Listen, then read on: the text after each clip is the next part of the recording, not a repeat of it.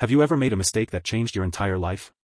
Before we dive into this emotional journey of mistaken identity, love, and second chances, make sure to hit that like button and subscribe to our channel for more heartwarming stories that will leave you believing in fate. Emma Parker rushed through the crowded airport terminal, her heart pounding with anticipation. After 3 years abroad, she was finally home. Her sister had texted that she was waiting by the coffee shop near baggage claim, wearing a blue jacket. Emma spotted a tall figure in navy blue with his back turned, standing exactly where her sister said she'd be. Without hesitation, Emma dropped her carry-on and threw her arms around him from behind. "I've missed you so much," she exclaimed, squeezing tight. The man stiffened. When he turned around, Emma found herself staring into the most intense gray eyes she'd ever seen, eyes that definitely did not belong to her sister. Mortification washed over her as she took in the stranger's chiseled jawline, expensive suit, and bewildered expression.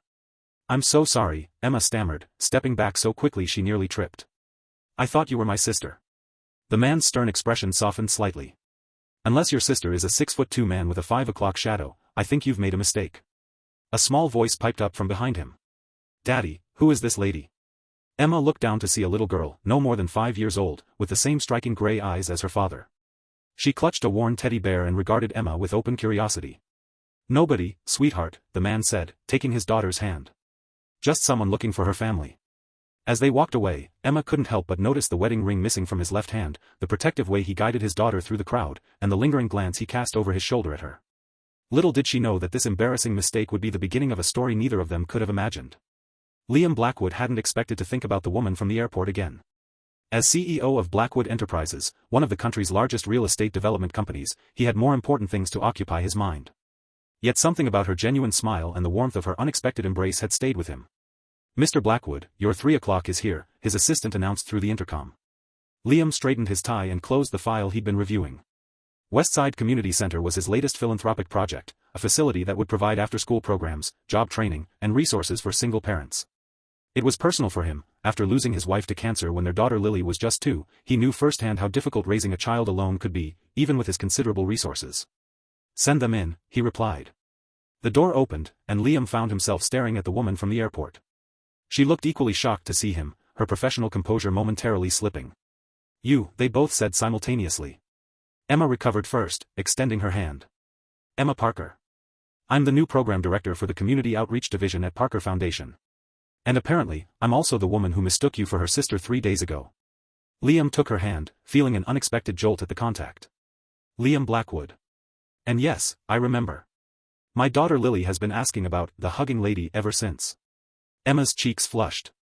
"I'm mortified all over again." "Don't be," Liam said, gesturing for her to take a seat. "It's the most genuine human interaction I've had in this building in years." As they discussed the partnership between Blackwood Enterprises and the Parker Foundation for the Community Center, Liam found himself drawn to Emma's passion and intelligence. She spoke about creating opportunities for disadvantaged families with such conviction that he could tell this wasn't just a job for her. "You seem personally invested in this project," he observed. Emma nodded. "I grew up in foster care until I was 12. The Parkers adopted me and gave me opportunities one never thought possible. Not everyone gets that lucky. I want to create spaces where children and parents can find the support they need, regardless of their circumstances." Liam felt something shift inside him, a wall he'd carefully constructed after his wife's death beginning to crack. "My daughter and I would love to show you the proposed site this weekend, if you're available. Sometimes it helps to envision the space in person." Emma smiled, and Liam realized he'd been waiting to see that smile again since the airport. "I'd like that very much." Emma couldn't believe she was sitting in Liam Blackwood's car, a man Forbes had recently featured as one of the country's most eligible billionaire bachelors. The same man she'd impulsively hugged in an airport. Life had a strange way of connecting dots. "Lily's excited to see the hugging lady again," Liam said as they drove toward the community center site. "She doesn't stop talking about you." "I hope I live up to her expectations," Emma replied, nervously smoothing her sundress. Meeting his daughter felt strangely significant. They pulled up to a playground where a nanny was watching Lily on the swings. The moment the little girl spotted them, she raced over. "You came back!" Lily exclaimed, throwing her arms around Emma's legs in a perfect mirror of Emma's airport mistake. Emma laughed, kneeling to the child's level. "I did. And this time I'm hugging the right person." Lily beamed. "Daddy said you're going to help make a special place for kids like me." "Kids like you?" Emma asked. Lily's expression grew serious. "Kids who don't have mommies. Daddy says my mommy is a star now, but sometimes I still need lady hugs." Emma felt her heart constrict as she met Liam's gaze over his daughter's head. The pain in his eyes was unmistakable, but there was something else there too, a silent appreciation for how naturally Emma interacted with his daughter. The afternoon passed quickly as they explored the abandoned community building that would soon be transformed. Lily skipped ahead, pointing out where she thought the art room should be and declaring that the garden needed a fairy fountain. Emma found herself charmed by both the father and daughter, Liam's quiet strength and Lily's irrepressible spirit. As they walked back to the car, Lily slipped her small hand into Emma's. "Can you come to my birthday party next weekend? I'm going to be 6, and Daddy says I can invite whoever I want." Emma looked to Liam, unsure how to respond. "You're welcome to come," he said. "It's just a small gathering at our home. Nothing extravagant." The way he said "our home" made Emma wonder what kind of place a billionaire considered not extravagant. "I'd be honored," she replied, squeezing Lily's hand. Not extravagant turned out to be a beachfront mansion with manicured gardens and a view that took Emma's breath away. She clutched her carefully wrapped gift, a handmade dreamcatcher and a book about a girl who could talk to stars, feeling distinctly out of place among the luxury cars lining the driveway. A housekeeper directed her to the backyard, where Lily was holding court among a small group of children. The party had a celestial theme, stars hung from trees, and the cake was shaped like a crescent moon. Emma immediately understood the significance and felt her throat tighten with emotion. She wanted a star party so her mom could be part of it, came Liam's voice from behind her. Emma turned to find him watching her, his expression soft. "That's beautiful," she said. "You've done an amazing job with her." "Some days I'm not so sure," he admitted. "Being both parents isn't easy." "The fact that you worry about it means you're doing it right," Emma said. "My foster parents before the Parkers never worried if they were doing enough. They just collected the checks." Liam's hand brushed against hers, a brief touch that felt like an acknowledgement of shared understanding. "I'm glad you came today. Lily hasn't stopped talking about you since we met at the playground." "I'm glad I came too," Emma replied, surprised by how much she meant it. The party was intimate and joyful. Emma found herself drawn into conversations with Liam's sister Claire, who regarded her with obvious curiosity. "So you're the famous airport hugger," Claire said, sipping champagne. "You know, my brother hasn't invited a woman to any family function since Rebecca died." Emma nearly choked on her drink. "Oh, we're not, we're just working together on the community center project." Claire raised an eyebrow. "And that's why he's been watching you all afternoon like you might disappear if he blinks." Before Emma could respond, Lily called everyone for cake. As they sang, "Happy Birthday," Emma caught Liam looking at her across the flickering candles, his expression unreadable but intense. She felt something unfamiliar flutter in her chest, possibility, perhaps. Or danger. Later, as guests began to leave, Lily insisted Emma see her bedroom. The walls were painted with a mural of the night sky, and glow-in-the-dark stars covered the ceiling. "Daddy painted it himself," Lily said proudly. "He says when I sleep, I'm closer to Mommy." Emma felt Liam's presence in the doorway behind them. "It's magnificent," she said honestly. "Will you read me a story before you go?" Lily asked, pulling out the book Emma had given her. "Daddy says you have to leave soon, but I want to hear your voice read about the stars." Emma looked to Liam, who nodded. "One story," he said. As Emma read, Lily curled against her side, and Emma felt a profound sense of rightness that terrified her. This wasn't her life, this beautiful child, this luxurious home, this man watching them from the doorway with an expression that made her heart race. She was just passing through their world. When Lily finally drifted off, Emma carefully extracted herself and followed Liam downstairs. "Thank you for today," she said at the door, suddenly awkward. "Lily is extraordinary." "She likes you," Liam replied. "She doesn't warm up to many people." "The community center plans are coming along well," Emma said, retreating to safer, professional ground. "I should have the program proposals to you by Wednesday." Liam stepped closer. "Emma, he stopped, seeming to struggle with words, which Emma suspected was unusual for a man in his position. "Would you have dinner with me sometime? Not to discuss the community center." The question hung between them, weighted with implications. Emma thought about the gossip that would follow if she dated Liam Blackwood, the complications of his daughter and his wealth, the professional boundaries she'd be crossing. "Yes," she said simply, surprising herself. His smile transformed his face, erasing the serious CEO and revealing just a man, one who had known loss and was perhaps ready to risk his heart again.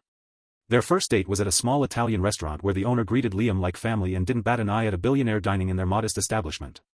"Rebecca and I had our first date here," Liam explained as they were seated in a private corner.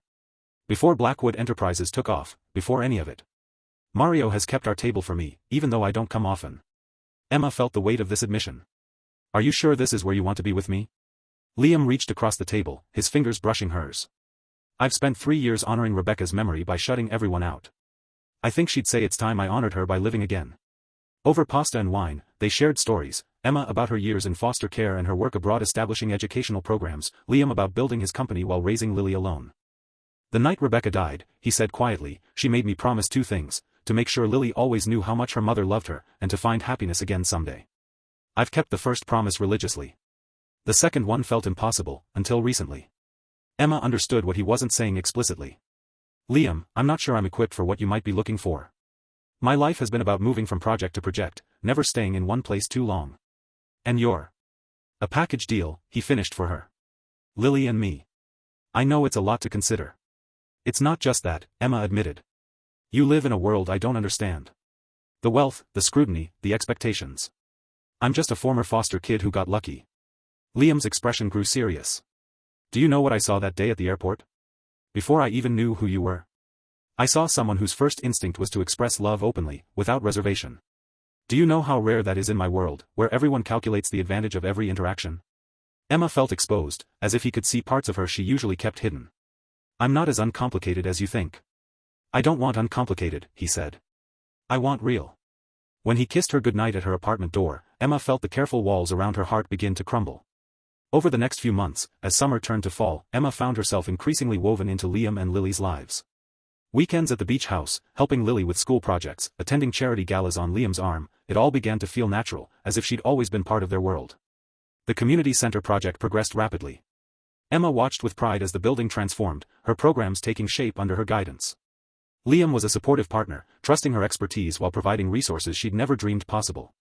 But as their personal relationship deepened, complications arose. Tabloids began running stories about Blackwood's new love, speculating about Emma's background and intentions. Board members questioned whether their relationship compromised the integrity of the community center partnership. And most painfully, Rebecca's parents expressed concern about Lily becoming attached to Emma. They're afraid I'm trying to replace their daughter, Emma told her sister Sarah over coffee. Which is ridiculous. I would never try to erase Rebecca's memory. Sarah, who had been waiting at the airport that fateful day but in the wrong location, studied her sister carefully.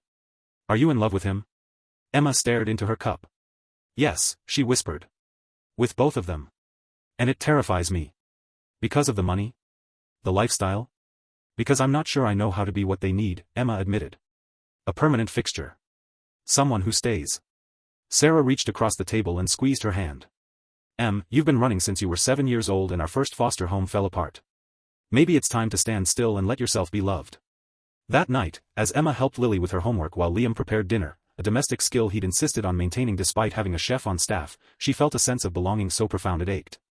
Lily looked up from her math problems and casually asked, when are you going to live here with us forever? Emma froze, aware of Liam's sudden stillness at the kitchen counter. Sweetheart, he said carefully, that's not something. But you love Emma, Lily stated matter-of-factly. You told Aunt Claire you do. And Emma loves us. So why doesn't she stay? The simplicity of a child's logic laid bare the question Emma had been avoiding. She met Liam's gaze across the room, saw the vulnerability there, and realized he'd been waiting for her to be ready. Lily, Emma said gently, sometimes grown-up relationships are complicated.